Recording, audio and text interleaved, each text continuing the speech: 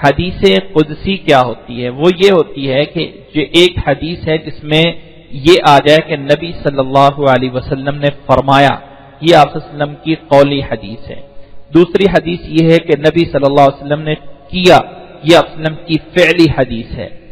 اور تیسری قسم یہ ہے کہ اللہ کے نبی صلی اللہ علیہ وسلم کے فلاں صحابی نے یہ کام کیا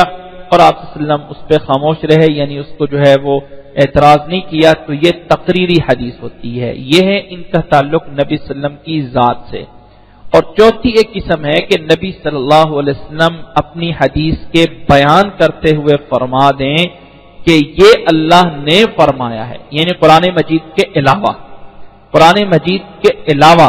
نبی صلی اللہ علیہ وسلم یہ فرما دیں کہ اللہ نے فرمایا ہے، یعنی نبی صلی اللہ علیہ وسلم جو ہے وہ یہ فرما دیں کہ اللہ نے فرمایا ہے، اس کو حدیث قدسی کہا جاتا ہے، کہ جس حدیث میں نبی صلی اللہ علیہ وسلم یہ فرما رہے ہوں اللہ تعالیٰ نے فرمایا ہے، اللہ نے فرمایا ہے۔ جی یہ ہے قال رسول اللہ، نہیں جس میں یہ آ جائے کہ قال اللہ تعالی، قال رسول اللہ صلی اللہ علیہ وسلم، قال اللہ تعالی، جی یہ جو ہے وہ حدیث قدسی کہلاتی ہے۔